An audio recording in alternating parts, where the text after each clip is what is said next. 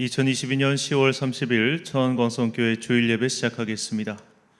사랑과 은혜가 풍성하신 아버지 하나님, 505주년 종교개혁주의를 맞이하게 하시니 참으로 감사합니다. 하나님께서 먼저 보내주신 선지자들의 길을 따라 우리도 이 개혁의 전통을 이어가는 빛의 자녀들이 되게 하옵소서. 예배의 주인이신 예수 그리스도의 이름으로 기원하옵나이다. 아멘. 사도신경으로 우리의 신앙을 고백하겠습니다. 나는 전능하신 아버지 하나님, 천지의 창조주를 믿습니다. 나는 그의 유일하신 아들 우리 주 예수 그리스도를 믿습니다. 그는 성령으로 잉태되어 동정녀 마리아에게서 나시고 본디오 빌라도에게 고난을 받아 십자가에 못 박혀 죽으시고 장사된 지 사흘 만에 죽은 자 가운데서 다시 살아나셨으며 하늘에 오르시어 전능하신 아버지 하나님 우편에 앉아 계시다가 거기로부터 살아있는 자와 죽은 자를 심판하러 오십니다. 나는 성령을 믿으며 거룩한 공교회와 성도의 교제와 죄를 용서받는 것과 몸의 부활과 영생을 믿습니다. 아멘.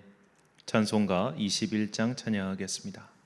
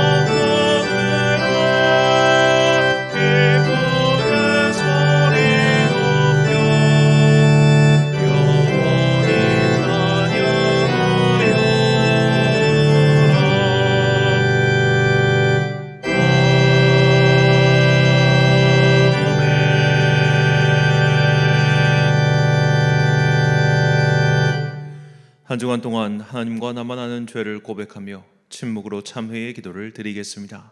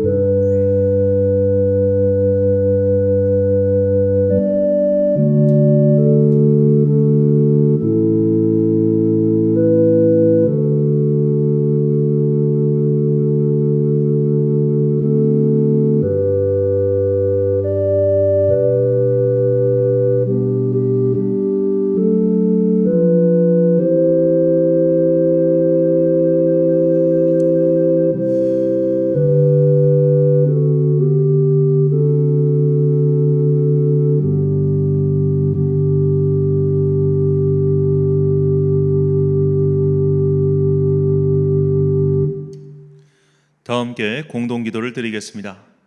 사랑과 은혜가 풍성하신 아버지 하나님, 이 세상의 어둠에서 건져주사 주님의 밝은 빛 가운데로 인도해 주심에 감사드립니다.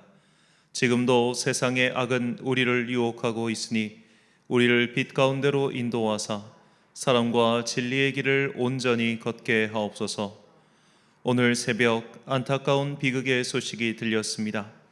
젊은 자녀를 잃은 부모의 애통한 심령을 위로해 주시고 다시는 이런 비극이 일어나지 않도록 모든 사람들이 복음으로 거듭나는 은혜가 임하게 하옵소서. 종교개혁 주의를 우리에게 허락해 주시니 참으로 감사합니다. 이 예배를 통하여 믿음의 뿌리를 깨닫게 하시고 우리가 맺어야 할 성령의 열매가 무엇인지 알게 하옵소서. 이 지구상에서 일어나고 있는 모든 안타까운 일들을 위하여 기도합니다. 국가의 폭력에 의해 고통당하고 있는 사람들, 총을 든 사람들의 압제로 인해 피를 흘리고 있는 사람들, 악한 위정자에 의해 억압당하고 있는 사람들, 이 모든 사람들에게 빛을 비춰주시고 주님의 강한 손으로 고통 속에 있는 그들을 건져 주옵소서. 오늘 이 예배를 통하여 말씀을 깨닫고 거듭나는 은혜가 오늘 우리에게 임하길 간절히 소망합니다.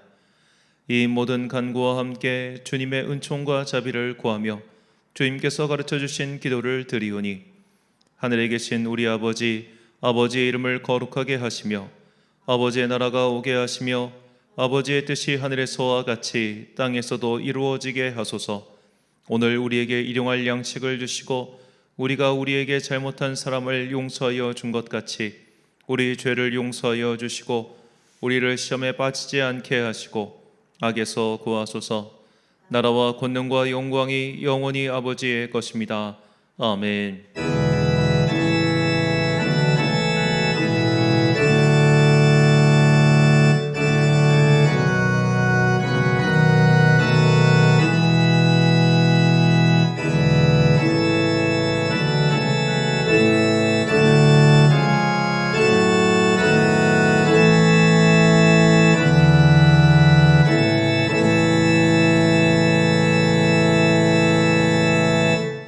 사제의 말씀 선포하겠습니다.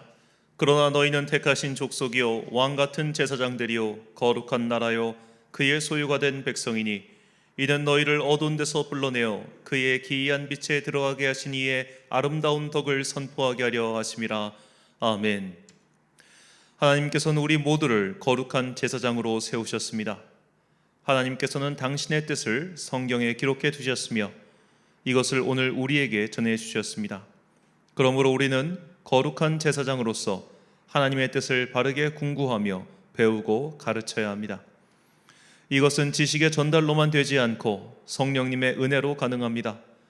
우리를 이 시대의 제사장으로 부르신 주님의 뜻을 깨닫고 성령의 은혜를 간구하는 천국의 제사장들이 되시길 주님의 이름으로 축원합니다.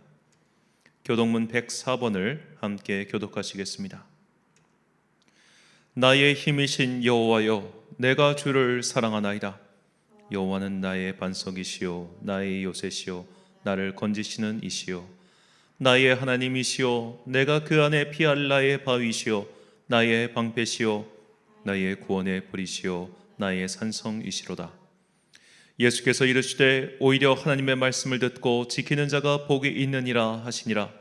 내가 복음을 부끄러워하지 아니하노니 이 복음은 모든 믿는 자에게 구원을 주시는 하나님의 능력이 됨이라. 먼저는 유대인에게요 그리고 헬라인에게로다. 복음에는 하나님의 의가 나타나서 믿음으로 믿음에 이르게 하나니 기록된 바 오직 의인은 믿음으로 말미암아 살리라 함과 같으니라. 너희가 내 말에 거하면 참으로 내 제자가 되고 진리를 알지니 진리가 너희를 자유롭게 하리라. 우리 주 예수 그리스도로 말미암아 우리에게 승리를 주시는 하나님께 감사하노니 그러므로 내 사랑하는 형제들아 견실하며 흔들리지 말고 함께 읽습니다. 항상 주의 일에 더욱 힘쓰는 자들이 되라. 아멘. 찬송가 585장 찬양하겠습니다.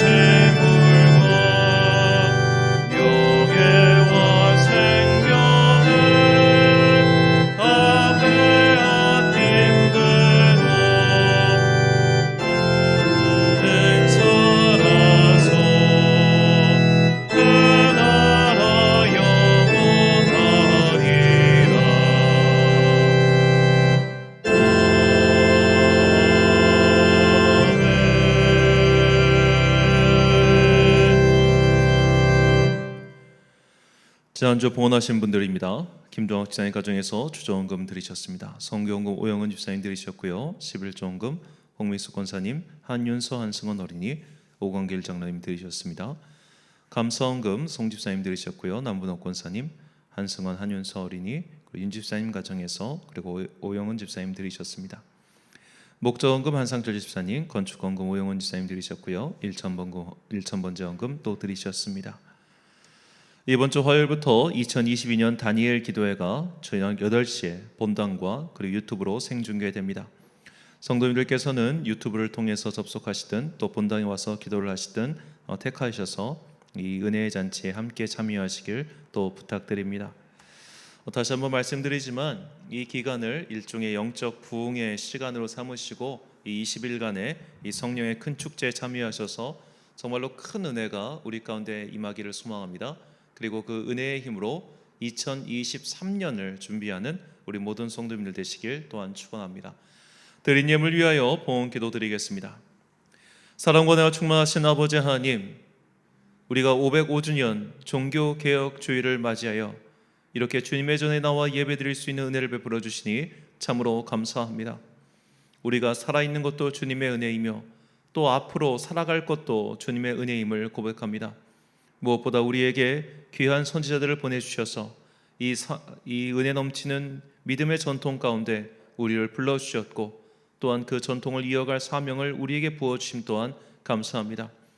이 시간 예배를 통하여 말씀을 통하여 거듭남의 은혜가 임하게 하시고 그리하여 우리가 이 전통을 잘 받고 계승할 수 있는 주님의 사람들 되게 하여 주옵소서.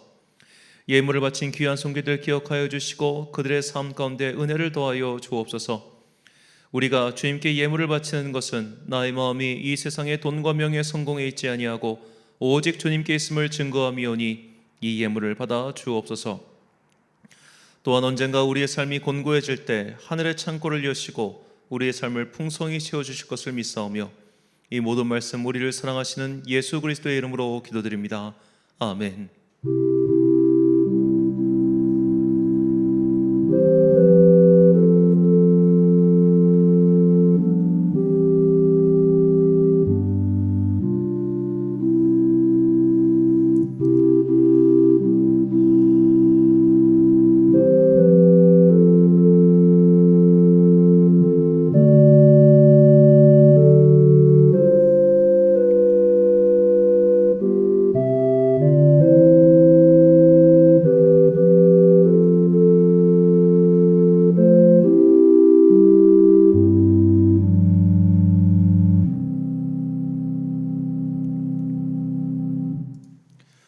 오늘 우리에게 주신 하나님의 말씀 베드로전서 2장 4절부터 9절까지의 말씀입니다.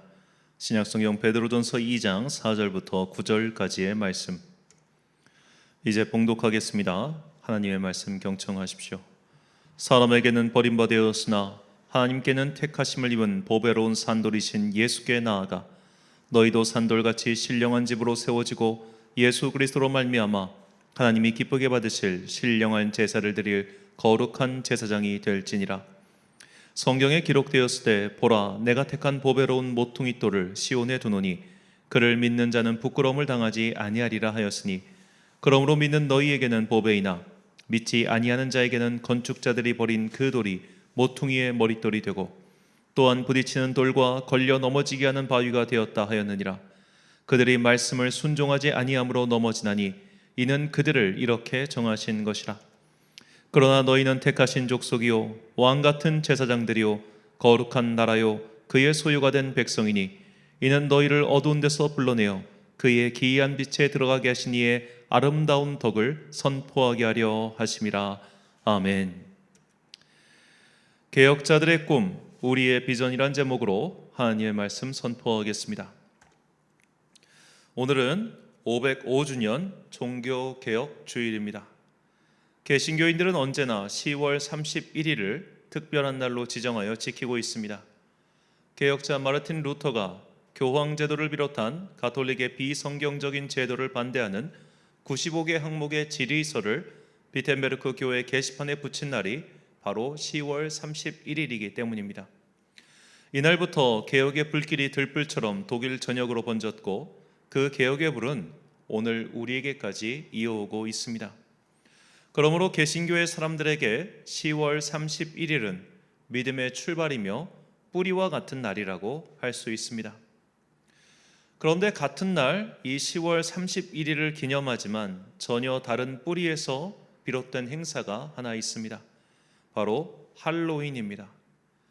할로윈의 기원은 아일랜드의 켈트교에서 비롯되었다고 합니다. 아일랜드에서 미국으로 건너간 사람들이 이 행사를 계속했고 이게 미국 안에서 괴이한 풍습이 되어 아이들이 유령 분장을 하고 장난 아니면 간식, 트릭 오어 트리트를 외치는 행사가 되어버린 겁니다. 어제 라디오를 들으니 서울 이태원에서 할로윈 행사가 크게 열리는데 이때 마약 등이 유통될 것을 염려하여 경찰 인력이 대거 투입된다는 보도를 들었습니다. 그런데 오늘 새벽 2시경 무려 150여 명이 압사하는 끔찍한 일이 벌어졌습니다. 무려 10만 명의 인파가 할로윈 축제를 즐기러 이태원에 모였고 유명한 클럽에 들어가기 위해 줄을 섰다가 사람들이 연이어 넘어지며 압사 사고가 발생했다고 합니다. 저는 처음에 이 소식을 들었을 때 무슨 건물이 무너져서 이렇게 많이 사망했는가 싶었는데 내리막길에서 줄을 서 있다가 이런 압사 사고가 발생했다는 뉴스를 접하고 참 허망한 마음이 들었습니다. 어째서 할로윈 행사 때는 마약을 비롯한 이런 사건 사고에 대한 경고가 끊이지 않을까요? 저는 적어도 종교개혁을 기념하는 행사에서 이런 압사 사고, 마약 사고가 벌어졌다는 것을 500년 동안 들은 적이 없습니다. 특히 지난 2017년은 종교개혁 500주년 기념 행사가 독일에서 열렸습니다. 저는 그때 독일 여행 중이었는데 독일에서 이 행사를 준비하다가 사람이 깔려 죽었다는 소식도, 마약 유통을 단속하기 위해 경찰 인력이 대거 투입되었다는 소식도 들은 적이 없습니다. 똑같은 10월 31일 행사인데 할로윈과 종교개혁 행사가 왜 이렇게 다른 것일까요? 저는 뿌리가 다르기 때문이라고 생각합니다. 켈트교라는 고대 종교 행사에서 비롯된 할로윈과 성경의 바른 계시로 돌아가자는 종교개혁 기념일이 전혀 다른 뿌리에서 출발했기 때문에 그 뿌리에서 열린 열매도 다른 것이라 저는 그렇게 판단하고 있습니다. 예수님께서는 뿌리의 중요함을 다음과 같이 말씀하셨습니다.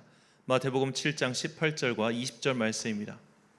좋은 나무가 나쁜 열매를 맺을 수 없고 못된 나무가 아름다운 열매를 맺을 수 없느니라. 이러므로 그들의 열매로 그들을 알리라. 아멘. 우리는 개혁자들이 만들어 놓은 토양 위에 믿음의 뿌리를 내린 사람들입니다. 우리가 지난주 살펴본 존 위클리프와 얀 후스와 같은 종교개혁 전 세대 사람들과 그들의 뜻을 이어받은 루터와 같은 개혁자들, 그들은 새로운 토양을 만들었습니다. 이 토양에서 아름다운 믿음의 나무가 자라서 성령의 열매를 맺기를 바랬던 것이죠. 그렇다면 그들이 소망했던 믿음의 열매는 어떤 모습이었을까요? 바꿔 말하자면 이 개혁자들의 비전은 무엇이었을까요? 오늘 우리는 이 개혁자들의 꿈을 배우고 그 꿈을 이어가기 위한 우리 공동체의 비전은 무엇인지를 살펴보고자 합니다. 먼저 개혁자들에게는 공통의 꿈이 있었고 그 큰 꿈 속에서 자신들만의 강조점 또는 특이점이 있었습니다. 먼저 개혁자들의 공통점은 만민 제사장이었습니다. 고대 종교에서 제사장은 신의 뜻을 밝히고 그것을 사람들에게 전하는 역할을 한 사람들이었습니다. 한자의 기원인 갑골 문자 같은 것은 원래 제사용 언어였죠. 그러니까 점치기 위해서 만든 것이 갑골 문자의 기원입니다. 제사장들은 갑골문을 제의적으로 해석하여 사람들에게 전하는 것이죠. 이 고대 종교는 소위 샤먼이라고 불리는 이들이 신과 접속하는 특별한 지위를 갖고 있었고 이들의 발언은 공동체의 운명을 결정했습니다. 가톨릭 사제는 이런 샤먼과 비슷한 면이 분명히 있었습니다. 그들은 신의 뜻을 독점했습니다. 이런 독점이 대표적으로 드러난 사건이 마녀 사냥이죠. 재판을 주관하는 사제가 저 사람은 마녀다라고 말하면 어떤 근거와 증거가 없어도 그는 마녀가 되는 겁니다. 우리가 오해하는 것이 마녀가 단순히 여자만 사냥하는 것이 아니라 남자도 마녀로 몰려서 사형당한 일들이 꽤 빈번했습니다. 마녀 사냥에서 가장 유명한 판결이 무엇이냐면 지금 마녀로 지목된 저 사람을 물에 빠뜨려서 그가 물속에 가라앉으면 사람이고 가라앉지 않고 떠오르면 마녀라는 겁니다. 이 재판 결과는 명명백백하죠. 마녀로 지목된 그는 살 수가 없는 겁니다. 그가 마녀가 아니라고 하는 증거가 물에 가라앉아 죽는 것이고 마녀라는 증거로 그가 고개를 이렇게 물 위로 떠올렸다면 그는 화형을 당해 죽는 겁니다. 그냥 마녀 재판관인 사제의 뜻에 따라 증거도 뭐도 없이 그냥 사형으로 결정된 것이죠. 사제는 신의 대리자이며 신의 뜻을 독점한 사람이라고 그들이 생각했기 때문에 이런 일이 벌어진 겁니다. 개혁자들은 이것에 반기를 들었습니다. 사제는 고대 종교의 샤먼이 아니다. 사제는 신에게 직통 계시를 받아서 그 뜻을 전하는 사람도 아니다. 사제란, 그러니까 제사장이란 이미 계시된 성경 말씀을 그 시대의 언어로 재해석해서 그 뜻을 전하는 자다라고 그렇게 사제관을 새롭게 설립한 것이죠. 그리고 이미 계시된, 즉 기록된 성경 말씀은 사제만 읽고 해석할 수 있는 것이 아니라 모든 성도들에게 허락된 권리라는 겁니다. 모든 성도는 하나님의 말씀을 읽을 수 있고 또 해석할 수 있습니다. 다만 그 해석의 범위가 성경 전체의 틀 안에서 벗어나면 안 되는 것이죠. 성경 해석의 전문가인 사제 계급은 성도 개개인의 해석이 그 틀에서 벗어나지 않도록 교육하고 지도하는 역할을 할 뿐입니다. 즉 하나님의 뜻이 사제를 통해서만 전해지는 것이 아니라 모든 성도에게 가능하다는 것이 만인 제사장설의 기본적 원리이며 핵심이죠. 이것은 개혁자들의 창작물이 아닌 성경이 이미 가르치고 있던 진리였습니다. 오늘 본문 5절과 9절 말씀입니다. 너희도 산돌같이 신령한 집으로 세워지고 예수 그리스도로 말미암아 하나님이 기쁘게 받으실 신령한 제사를 드릴 거룩한 제사장이 될지니라. 그러나 너희는 택하신 족속이요 왕같은 제사장들이요 거룩한 나라요 그의 소유가 된 백성이니 이는 너희를 어두운 데서 불러내어 그의 기이한 빛에 들어가게 하신 이의 아름다운 덕을 선포하게 하려 하심이라. 아멘. 모든 개혁자들은 성도들이 직접 성경을 읽고 그 성경 말씀을 해석할 수 있는 능력을 갖출 수 있도록 교육하는 것을 그들의 사명이자 핵심 사역으로 삼았습니다. 그 교육 방법이 개혁자들에 따라 조금씩 차이가 있었던 것이죠. 이런 성도에 대한 성경 교육을 가장 먼저 그리고 가장 체계적으로 수행한 사람이 개혁의 아버지인 마르틴 루터입니다. 독일 아이슬레벤 출신인 마르틴 루터는 그야말로 시골 촌부 출신입니다. 지금도 아이슬레벤을 가보면 걸어서 반나절만 돌아다녀도 그 전체를 다 볼 수 있는 작은 마을입니다. 루터는 광부의 아들로 태어났습니다. 그의 아버지는 광부 산업으로 돈을 좀 벌었고 그의 아들이 법조인이 되어 자신이 쌓은 재산을 잘 불려나가길 원했습니다. 하지만 아들은 대학을 마칠 때쯤 큰 일을 겪게 되는데 방학이 끝나고 학교로 돌아가는 길에 벼락을 맞은 겁니다. 정말 말 그대로 날벼락을 맞았죠. 그 벼락 때문에 함께 마차에 타고 있던 동행자는 그 자리에서 사망했고 루터는 공포 때문에 벌벌 떨면서 나를 살려주시면 내가 사제가 되겠습니다 라고 서원해버립니다. 루터는 그 길로 더 이상 대학을 다니지 않고 아우구스티누스 수도원에 들어가 버립니다. 그리고 본격적으로 수도사의 길을 걷기 시작하죠. 루터는 소위 천재과의 인물이었습니다. 그의 행적이 워낙 방대해서 그의 천재성이 묻히는 경향이 있는데 일찍부터 그의 학문적 재능을 알아본 그의 스승 슈타우비츠는 그가 단순히 수도사로 살지 않고 본격적으로 신학 박사의 길을 걷도록 인도합니다. 스승의 제안을 받아 루터는 신학 박사가 되었고 그리고 비텐베르크에 부임하여 본격적으로 신학 교수의 길을 갔습니다. 그는 신학 교수가 되고 나서 성경 강해 수업을 했는데 그때 개혁의 모토인 오직 의인은 믿음으로 말미암아 살리라라는 말씀을 로마서를 통해 발견하고 사람의 행위로 구원받지 못하고 오직 믿음으로 구원을 받는다는 하나님의 뜻을 깨닫게 됩니다. 이후 루터는 가톨릭 교회와 완전히 다른 길을 갈 것을 천명하고 바르트부르크 성에 틀어박혀 독일어로 성경을 번역합니다. 루터가 성경 번역을 할 때 그에게는 번역의 원칙이 한 가지 있었습니다. 그것은 쉬운 언어로 성경을 번역하는 것이었습니다. 앞서 말씀드렸다시피 루터의 아버지는 광부였습니다. 오늘날에도 마찬가지지만 이 노동자의 언어는 매우 거칠지요. 요즘으로 치면 온갖 비속어가 난무하는 것이 노동자의 언어입니다. 더구나 500년 전이었으니 배운 자와 배우지 않은 자의 언어가 큰 차이가 나는 것은 당연했습니다. 루터 당시 식자층은 배운 사람들은 모두 라틴어를 사용했고 루터 또한 라틴어를 자유롭게 사용할 수 있었습니다. 그러나 이렇게 어려운 언어로 성경을 번역하면 배운 사람들만 성경을 읽을 수 있기에 루터는 일반 백성들도 성경을 쉽게 읽을 수 있도록 최대한 쉬운 언어로 성경을 번역하는 데 힘을 기울였습니다. 루터의 이런 꿈은 성경 번역에 그치지 않았습니다. 루터는 단순히 성경을 읽는 것만으로는 성경에 나타난 하나님의 계시를 온전히 이해할 수 없다고 생각했습니다. 왜냐하면 아무리 쉽게 번역해도 성경은 두껍고 어려운 책이었기 때문이죠. 그래서 성도들에게 이 성경 속에 나타난 하나님의 뜻을 좀 더 쉽게 가르치고자 그가 만든 것이 바로 교리문답입니다.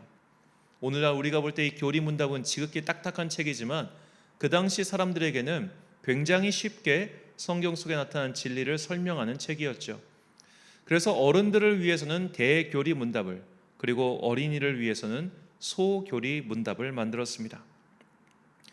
또한 루터는 음악의 기능을 제대로 이해했습니다. 그는 음악이 가지고 있는 교육적 기능에 주목했죠. 이것은 개혁자들 중에서 루터만의 독특한 특징이었고 또 이것 때문에 루터교 출신의 유명한 요한 세바스찬 바흐 같은 음악가가 탄생했다, 그렇게 생각합니다. 루터는 신앙교육에 있어 음악이 매우 중요한 역할을 한다고 생각했고 그래서 그가 직접 작사 작곡한 찬송가도 여럿 있습니다. 이처럼 루터의 꿈은 모든 사람이 성경에 나타난 하나님의 뜻을 깨닫고 신실한 그리스도의 자녀가 되는 것이었습니다. 루터는 그 어떤 개혁자들보다 교육의 중요성을 강조하고 또 그것을 실천했습니다. 루터의 이런 꿈은 루터 개인의 것이 아닌 하나님의 말씀 속에 이미 담겨 있었던 것이죠. 디모데전서 2장 4절 말씀입니다. 하나님은 모든 사람이 구원을 받으며 진리를 아는 데에 이르기를 원하시느니라. 아멘. 우리 천안 광성교회 비전 중 하나는 종교 개혁자의 꿈을 이어가는 교회입니다. 우리 교회 3대 비전은 다음과 같습니다. 예배의 자리를 지키는 교회, 신앙을 지키며 전승하는 교회, 종교 개혁자의 꿈을 이어가는 교회. 이 세 번째 비전인 종교 개혁자의 꿈 중 하나가 바로 교육이었죠. 그래서 이 신앙을 지키며 전승하는 것, 이 모든 것이 사실 다 개혁자들의 꿈꾼 비전들입니다.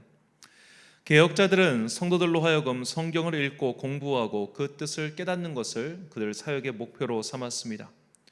우리 교회 또한 이 사명, 이 비전을 이어가기 위해 수요일마다 성경을 좀 더 깊이 배우는 시간을 갖고 있습니다. 또한 앞으로 여력이 된다면 주일 예배 끝난 후 여러 가지 교육을 할 수 있게 되길 또한 바라고 있습니다. 자, 두 번째로 우리가 살펴볼 종교 개혁자는 스위스 제네바의 개혁자인 장 깔뱅입니다.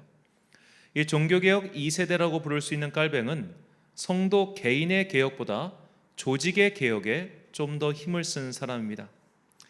그는 교회가 순항하기 위해서는 목회자의 역량에 좌지우지되는 교회보다 성도의 역량이 중요함을 강조했습니다. 그래서 성도가 교회 운영의 발언권을 가지고 때로는 목사를 견제하고 때로는 목사와 협력하는 그런 제도를 만듭니다. 이것이 오늘날 장로교회의 시초지요. 장로란 성도의 대표입니다. 성도의 대표인 장로와 목사가 서로 협력하여 교회를 이끌어가길 원했던 것이죠. 그리고 이런 교회를 제어할 수 있는 상급기관을 만들었는데 이것이 오늘날 교회의 상급기관인 노회와 총회입니다. 오늘날로 치면 지방법원, 고등법원, 대법원의 삼심 제도와 비슷한 것을 그와 그의 제자인 존 낙스가 발명해낸 것이죠. 특히 깔뱅은 교회 재정 사용에 큰 관심을 가졌습니다.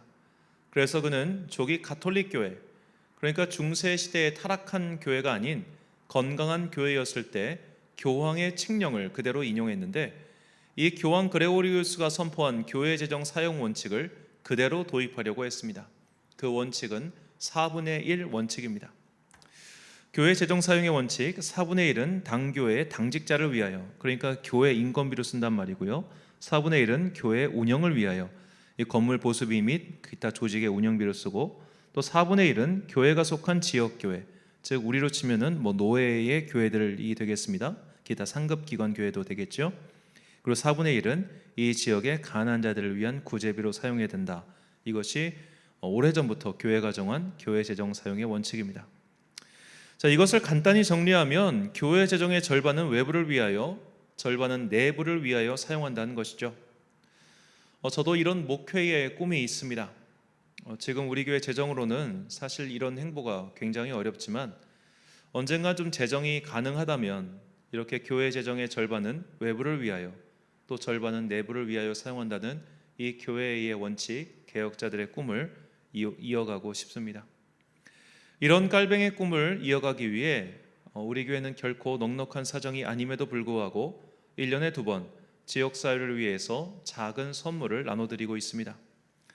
어린이날 즈음하여 어린이를 위한 선물을 나눠드렸고, 이제 또 작년과 같이 크리스마스 시즌이 되면 선물을 준비하여 나눠드릴 것입니다. 이뿐만 아니라 여름에는 작은 교회들을 위하여 연합 캠프를 준비했고, 또 내년 봄에도 청소년을 위한 캠프를 준비하고 있습니다.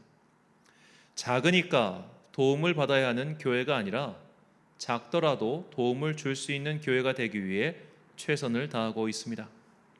저는 이것이 개혁자들의 꿈이며 무엇보다 하나님께서 우리에게 원하시는 것이라 확신합니다.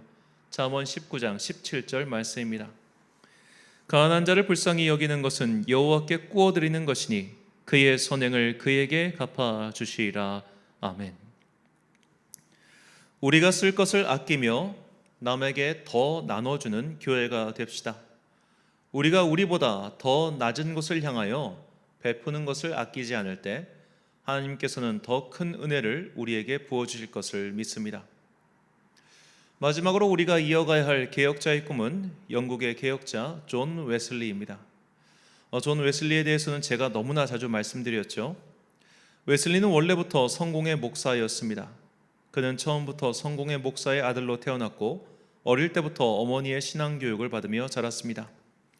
그는 일찍부터 성경을 공부했고 성경뿐만 아니라 각종 신앙서적을 읽으며 기독교 문화 전통 속에서 자랐습니다.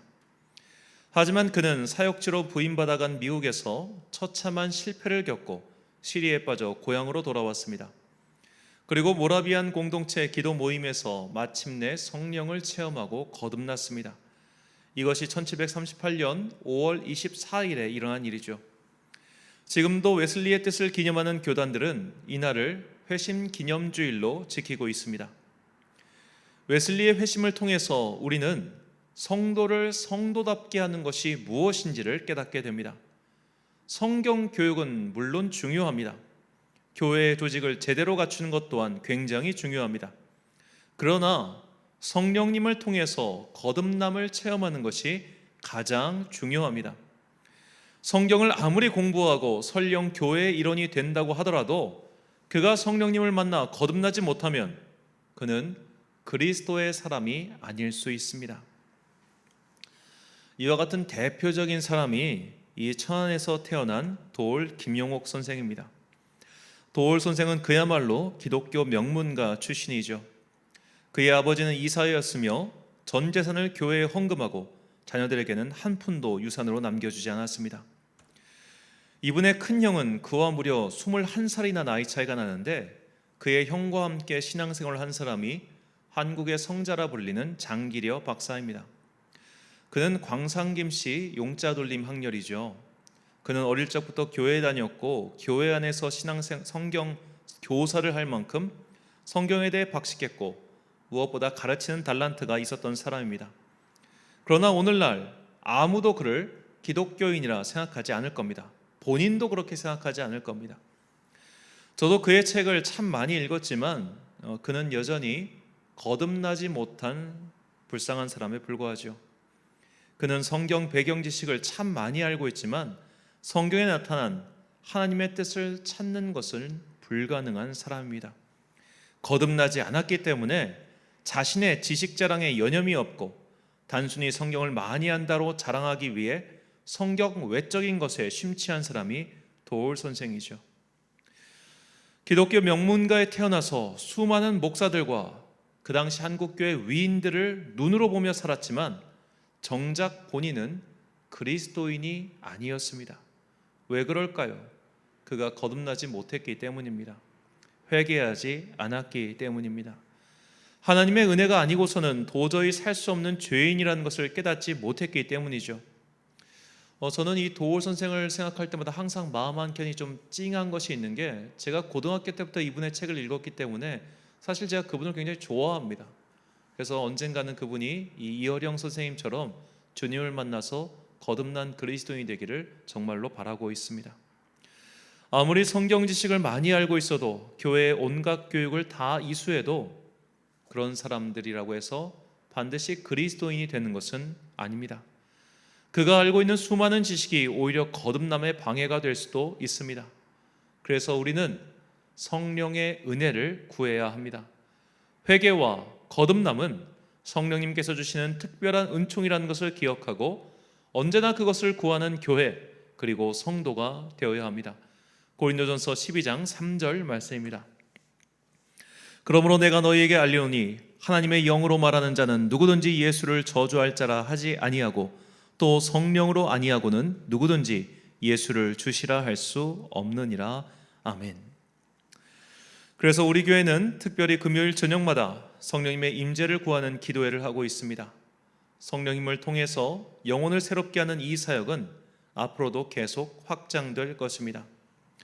특별히 우리 교회가 다음 세대를 위해 수련회나 집회를 하면서 언제나 성령님의 임재를 구하는 것은 사람의 거듭남이란 지식으로 되는 것이 아니라 성령님의 은혜로만 가능하다는 것을 알고 있기 때문입니다.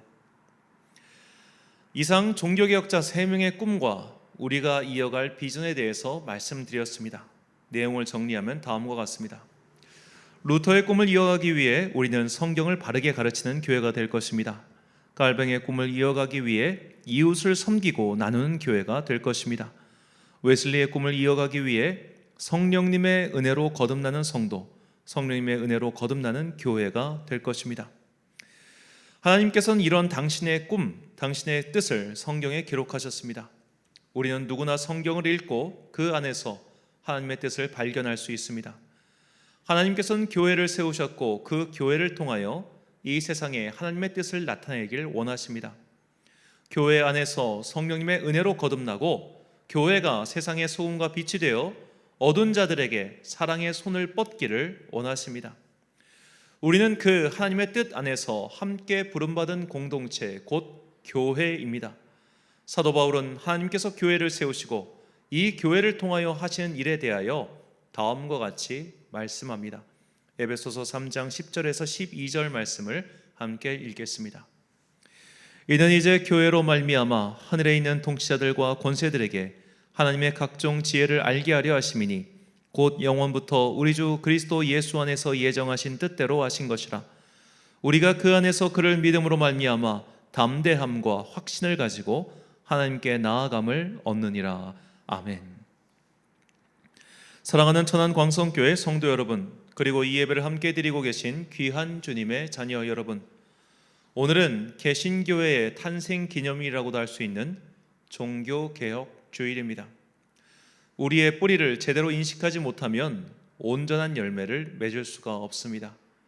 너희의 열매를 통해 뿌리를 알 수 있다는 이 주님의 말씀을 기억하시고 아름다운 열매를 맺기 위해 노력하는 개혁의 성도들이 되시길 간절히 소망합니다. 혼탁한 세상입니다. 안타까운 소식이 들리는 이 아침입니다.